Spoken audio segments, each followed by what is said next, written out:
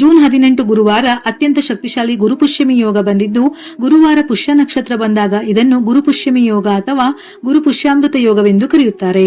ಈ ದಿನ ಗುರು, ಲಕ್ಷ್ಮೀ ಸಮೇತ ವಿಷ್ಣುವಿನ ಆರಾಧನೆ ಮಾಡಿದರೆ ಶ್ರೇಷ್ಠ. ಇದರ ಜೊತೆಯಲ್ಲಿ ವಿಶೇಷವಾಗಿ ಗುರುವಾರ ಸರ್ವಾರ್ಥ ಸಿದ್ಧಿಯೋಗ, ಅಮೃತ ಸಿದ್ಧಿಯೋಗ ಮತ್ತು ರವಿ ಯೋಗಗಳು ಬಂದಿವೆ. ಈ ಸಮಯದಲ್ಲಿ ಆರಂಭಿಸುವ ಯಾವುದೇ ಕೆಲಸ, ಹೂಡಿಕೆ ಅಥವಾ ಪೂಜೆ ಪುನಸ್ಕಾರ ಆರಾಧನೆಗಳು 100ರಷ್ಟು ಯಶಸ್ಸು ನೀಡುತ್ತವೆ. ಈ ದಿನ ಜಾತಕದಲ್ಲಿ ಗುರುಬಲ ಹೆಚ್ಚುತ್ತದೆ. ಲಕ್ಷ್ಮೀ ದೇವಿಯ ಸ್ಥಿರವಾಸ ಮನೆಗೆ ಲಭಿಸುತ್ತದೆ. ಈ ದಿನ ಮಾಡುವ ಪೂಜೆ ಪುನಸ್ಕಾರಕ್ಕೆ ಕೋಟಿ ಜನ್ಮಗಳ ಫಲ ಲಭಿಸುತ್ತದೆ. ಅಲ್ಲದೆ ಗುರುವಾರ ಈ ವರ್ಷದ ಕೊನೆಯ ಗುರುಪುಷ್ಯಮಿ ಯೋಗ ಬಂದಿದ್ದು, ಈ ಯೋಗದಲ್ಲಿ ಕೆಲವು ವಸ್ತುಗಳನ್ನು ಖರೀದಿಸಿದರೆ ನಿಮ್ಮ ಅದೃಷ್ಟ ಬದಲಾಗುತ್ತದೆ. ನಿಗದಿತ ಮುಹೂರ್ತಗಳಲ್ಲಿ ಒಳ್ಳೆಯ ಕೆಲಸವನ್ನು ಮಾಡಿದರೆ ಶುಭ ಲಾಭವಾಗುತ್ತದೆ ಎಂದು ಪಂಚಾಂಗ ಹೇಳುತ್ತದೆ. ಇಂತಹ ಶುಭ ಮುಹೂರ್ತಗಳಲ್ಲಿ ಪುಷ್ಯ ನಕ್ಷತ್ರವು ಒಂದು. ಈ ನಕ್ಷತ್ರವು ಸನ್ಮಂಗಳವನ್ನುಂಟು ಮಾಡುತ್ತದೆ. ಪುಷ್ಯ ನಕ್ಷತ್ರ ಜೂನ್ 18ರ ಬೆಳಿಗ್ಗೆ 5:23 ಪ್ರಾರಂಭವಾಗಿ ಬೆಳಿಗ್ಗೆ 11:32 ಮುಕ್ತಾಯವಾಗುತ್ತದೆ. ಬೆಳಿಗ್ಗೆ 11:32 ಒಳಗೆ ಗುರುಪುಷ್ಯ ಯೋಗದ ಪೂಜೆಯನ್ನು ಮಾಡಬೇಕು. ಈ ಯೋಗದ ಸಮಯದಲ್ಲಿ ಕೆಲವು ಪರಿಹಾರಗಳನ್ನು ಮಾಡುವುದರಿಂದ ನಿಮ್ಮ ಹಣೆಬರಹವನ್ನು ನೀವೇ ಬದಲಾಯಿಸಿಕೊಳ್ಳಬಹುದು. ಯಾಕೆಂದರೆ ಈ ಸಮಯದಲ್ಲಿ ಗುರುಗ್ರಹದ ಪ್ರಭಾವವು ಅಧಿಕವಾಗಿರುತ್ತದೆ. ಇಂತಹ ಅಮೃತ ಗಳಿಗೆಯಲ್ಲಿ ಕೆಲವು ವಸ್ತುಗಳನ್ನು ಮನೆಗೆ ತಂದರೆ ನೀವು ಮುಟ್ಟಿದ್ದೆಲ್ಲ ಚಿನ್ನವಾಗುತ್ತದೆ ಅಥವಾ ಯಾವುದಾದರೂ ಒಳ್ಳೆಯ ಕೆಲಸ ಮಾಡಿದರೂ ಅದು ಸಿದ್ಧಿಯಾಗುತ್ತದೆ. ಈ ಅದ್ಭುತವಾದ ಯೋಗವು ಬಹಳ ವಿರಳವಾಗಿ ಸಂಭವಿಸುತ್ತದೆ. ಹಾಗಾಗಿ ಗುರುವಾರದ ದಿನ ತಪ್ಪದೆ ಗುರುವಿನ ಆರಾಧನೆಯನ್ನು ಮಾಡಬೇಕು. ಇದರ ಜೊತೆಯಲ್ಲಿ ವಿಷ್ಣು ಸಮೇತ ತಾಯಿ ಲಕ್ಷ್ಮಿಯನ್ನು ಪೂಜಿಸಬೇಕು. ಈ ದಿನ ಶ್ರದ್ಧಾ ಭಕ್ತಿಯಿಂದ ಲಕ್ಷ್ಮಿಯನ್ನು ಪೂಜಿಸಿದರೆ ಶಾಶ್ವತವಾಗಿ ಲಕ್ಷ್ಮಿಯ ಅನುಗ್ರಹ ಪ್ರಾಪ್ತಿಯಾಗುತ್ತದೆ. ಇದರಿಂದ ದುಪ್ಪಟ್ಟು ಫಲಗಳು ಲಭಿಸುವುದಲ್ಲದೆ ಮನೆಯಲ್ಲಿ ಸಕಲ ಸಂಪತ್ತುಗಳು ಪ್ರಾಪ್ತಿಯಾಗುತ್ತದೆ. ಈ ನಕ್ಷತ್ರದಲ್ಲಿ ಏನೇ ಖರೀದಿಸಿದರೂ ಅಥವಾ ಯಾವುದೇ ಒಳ್ಳೆಯ ಕೆಲಸಗಳನ್ನು ಮಾಡಿದರೂ ಅದರಿಂದ ಕುಟುಂಬಕ್ಕೆ ಶುಭ ಫಲಿತಾಂಶಗಳು ಮತ್ತು ಕುಟುಂಬದ ಸದಸ್ಯರ ಏಳಿಗೆ ಆಗುತ್ತದೆ. ವಿದ್ಯಾರ್ಥಿಗಳು ಈ ಗುರುಪುಷ್ಯ ನಕ್ಷತ್ರದಲ್ಲಿ ಪುಸ್ತಕ, ಪೆನ್ಗಳನ್ನು ಖರೀದಿಸಿದರೆ ವಿದ್ಯಾಭ್ಯಾಸದಲ್ಲಿ ಉನ್ನತ ಸ್ಥಾನಕ್ಕೆ ಏರುತ್ತಾರೆ. ಅದೇ ರೀತಿ ಕೆಂಪು ಗುಲಾಬಿ ಹೂವುಗಳಿಂದ ಲಕ್ಷ್ಮೀ ದೇವಿಯನ್ನು ಪೂಜಿಸಿದರೆ ಲಕ್ಷ್ಮೀ ದೇವಿ ಸಂತೋಷಗೊಂಡು ನಿಮ್ಮ ಕುಟುಂಬದ ಮೇಲೆ ಸಂಪತ್ತಿನ ಮಳೆ ಸುರಿಸುತ್ತಾಳೆ. ಈ ಗುರುಪುಷ್ಯಮಿ ಯೋಗದಲ್ಲಿ ಕೆಲವು ವಸ್ತುಗಳನ್ನು ಖರೀದಿಸಿ ಮನೆಗೆ ತಂದರೆ ಹಣದ ವಿಷಯದಲ್ಲಿ ಅಂದರೆ ಸಂಪತ್ತಿನ ವಿಷಯದಲ್ಲಿ ನಿಮಗೆ ಖಂಡಿತ ಅದೃಷ್ಟ ಲಭಿಸುತ್ತದೆ. ಕುಬೇರನ ಆಶೀರ್ವಾದದಿಂದ ಮನೆಯಲ್ಲಿ ಹಣದ ಸಮಸ್ಯೆಗಳು ಬರುವುದಿಲ್ಲ. ನಮ್ಮ ಶಾಸ್ತ್ರಗಳ ಪ್ರಕಾರ ಈ ಪುಷ್ಯ ನಕ್ಷತ್ರದಲ್ಲಿ ಚಿಕ್ಕದೊಂದು ಚಿನ್ನವನ್ನು ಖರೀದಿಸಿದರೂ ಲಕ್ಷ್ಮೀ ಕಟಾಕ್ಷದಿಂದ ನಿಮ್ಮ ಜೀವನದಲ್ಲಿ ಉನ್ನತ ಮಟ್ಟಕ್ಕೆ ಏರುತ್ತೀರಿ. ಹಾಗೆಯೇ ಚಿನ್ನವನ್ನು ಖರೀದಿಸಲೇಬೇಕೆಂದೇನೂ ಇಲ್ಲ. ಇದರ ಜೊತೆಯಲ್ಲಿ ಚಿನ್ನ, ಬೆಳ್ಳಿ ಖರೀದಿಸಬೇಕೆಂದು ಸಾಲ ಮಾಡಬೇಡಿ.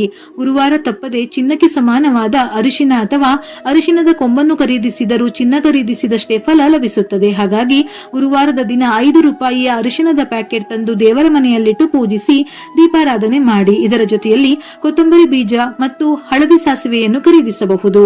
ಈ ಗುರುಪುಷ್ಯ ಯೋಗದಲ್ಲಿ ಅರಿಶಿನ ಖರೀದಿಸಿದರೆ ನಿಮ್ಮ ಕುಟುಂಬಕ್ಕೆ ನೀವು ಊಹಿಸಲಾಗದಷ್ಟು ಸಂಪತ್ತು ದೊರೆಯುತ್ತದೆ. ಅರಿಶಿನವು ಲಕ್ಷ್ಮೀ ದೇವಿಯನ್ನು ಆಕರ್ಷಿಸುತ್ತದೆ. ಹಾಗಾಗಿ ಈ ಗುರುಪುಷ್ಯ ನಕ್ಷತ್ರದಲ್ಲಿ ಅರಿಶಿನ ಖರೀದಿಸಿದರೆ ನಿಮ್ಮ ಇಡೀ ಮನೆಗೆ ಲಕ್ಷ್ಮೀ ಕಟಾಕ್ಷ ಪ್ರಾಪ್ತಿಯಾಗುತ್ತದೆ. ಇದರ ಜೊತೆಯಲ್ಲಿ ಅರಿಶಿನ ಬಣ್ಣದ ಯಾವುದೇ ವಸ್ತುವನ್ನು ಖರೀದಿಸಿದರೂ ಅಂದರೆ ಕಡಲೆಬೇಳೆ, ಹಿತ್ತಾಳೆ, ತುಪ್ಪ ಇವುಗಳಲ್ಲಿ ಯಾವುದಾದರೂ ಒಂದನ್ನು ಖರೀದಿಸಿದರೂ ನಿಮ್ಮ ಮನೆಗೆ ಧನಲಕ್ಷ್ಮಿ ಬಂದಂತೆ. ಹಾಗೆಯೇ ಬೆಳ್ಳಿ, ವಾಹನಗಳು ಅಥವಾ ಎಲೆಕ್ಟ್ರಿಕ್ ವಸ್ತುಗಳನ್ನು ಖರೀದಿಸಿದರೂ ಅಪಾರ ಸಂಪತ್ತು ಲಭಿಸಿ ನೀವು ಬೇಗನೆ ಶ್ರೀಮಂತರಾಗುತ್ತೀರಿ.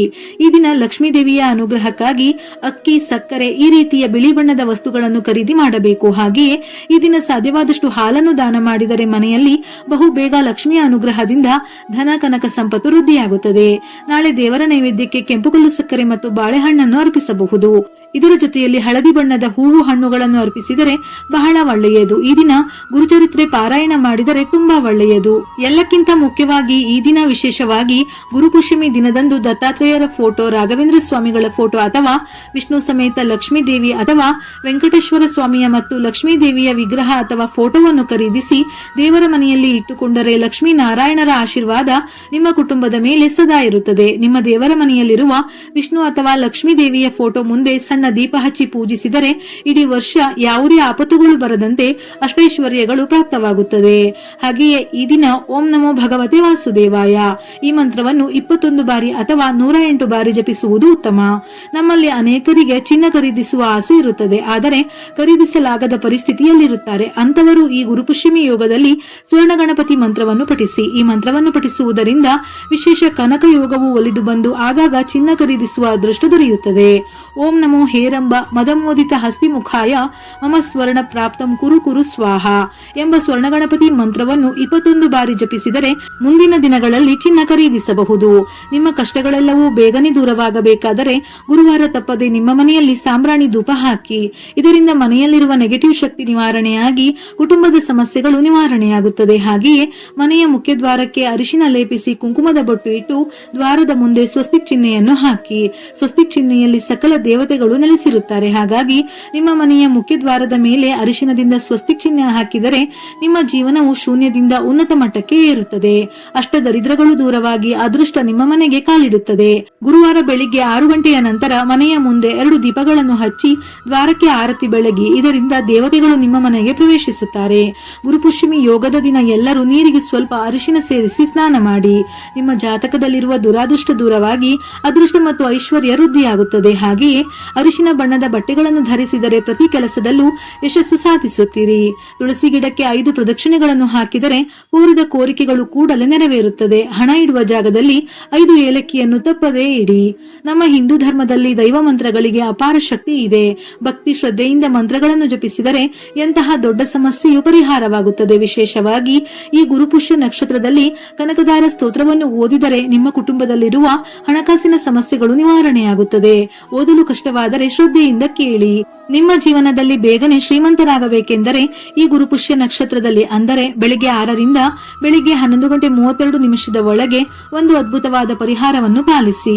ಒಂದು ಬಿಳಿ ಕಾಗದವನ್ನು ತೆಗೆದುಕೊಂಡು ಹಳದಿ ಬಣ್ಣದ ಪೆನ್ನಿನಿಂದ ಅಥವಾ ಅರಿಶಿನದಿಂದ ಆ ಬಿಳಿ ಕಾಗದದ ಮೇಲೆ ನಿಮ್ಮ ಪತಿ ಪತ್ನಿಯ ಹೆಸರು ಮತ್ತು ನಿಮ್ಮ ಆಸೆಯನ್ನು ಬರೆದು ಆ ಕಾಗದವನ್ನು ಮಡಚಿ ನಿಮ್ಮ ಪೂಜಾ ಕೋಣೆಯಲ್ಲಿ ಇಟ್ಟು ದೇವರಿಗೆ ನಮಸ್ಕರಿಸಿ.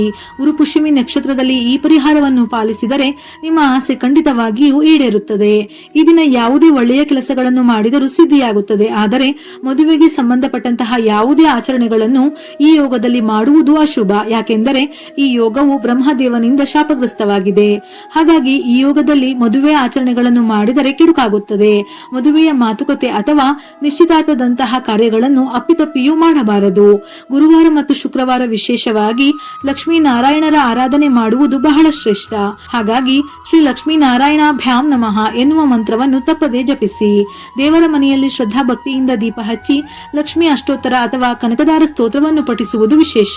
ಇದರಿಂದ ಮನೆಯಲ್ಲಿ ದಾರಿದ್ರ್ಯ ದೂರವಾಗಿ ಧನ ಧಾನ್ಯ ಮತ್ತು ಐಶ್ವರ್ಯ ವೃದ್ಧಿಯಾಗುತ್ತದೆ. ವಿಷ್ಣು ಸಹಸ್ರನಾಮ ಪಠಣ ಮಾಡುತ್ತಾ ತುಳಸಿ ಅರ್ಚನೆ ಮಾಡುವುದು ಒಳ್ಳೆಯದು. ಈ ದಿನ ಶ್ರೀಧರ ಸ್ವಾಮಿ, ರಾಘವೇಂದ್ರ ಸ್ವಾಮಿ ಅಥವಾ ಸಾಯಿಬಾಬಾ ದೇವಸ್ಥಾನಕ್ಕೆ ಹೋಗಿ ಜೇನುತುಪ್ಪ ಮತ್ತು ಕಡಲೆಬೇಳೆಯನ್ನು ಸಮರ್ಪಿಸಿದರೆ ಗುರುಬಲ ವೃದ್ಧಿಯಾಗುತ್ತದೆ. ನಾಳೆಯ ದಿನ ತಪ್ಪದೆ ಗುರುವಿನ ಮತ್ತು ಲಕ್ಷ್ಮೀ ದೇವಿಯ ದೇಗುಲಗಳಿಗೆ ಹೋಗಿ ನಿಮ್ಮ ಮನಸ್ಸಿನಲ್ಲಿರುವ ಕೋರಿಕೆಗಳನ್ನು ಸಂಕಲ್ಪ ಮಾಡಿ ಪೂಜೆ ಮಾಡಿದರೆ ಬಹುಬೇಗ ಇಷ್ಟಾರ್ಥ ಈಡೇರುತ್ತದೆ. ಇದರ ಜೊತೆಯಲ್ಲಿ ಗುರು ಮತ್ತು ತಾಯಿ ಲಕ್ಷ್ಮಿಯ ಅನುಗ್ರಹದಿಂದ ಮನೆ ಮತ್ತು ಕುಟುಂಬದ ಏಳಿಗೆಯಾಗಿ ಸರ್ವ ಪಾಪ ದೋಷಗಳು ನಿವಾರಣೆಯಾಗುತ್ತದೆ. ವಿಡಿಯೋ ಇಷ್ಟ ಆಗಿದ್ದಲ್ಲಿ ಮರೆಯದೆ ಲೈಕ್ ಕೊಟ್ಟು ನಿಮ್ಮವರಿಗೆ ಶೇರ್ ಮಾಡಿ. ಇದೇ ರೀತಿಯ ಮನಮುಟ್ಟುವ ಉಪಯುಕ್ತ ಮಾಹಿತಿಗಳಿಗಾಗಿ ಮತ್ತೆ ಭೇಟಿಯಾಗೋಣ.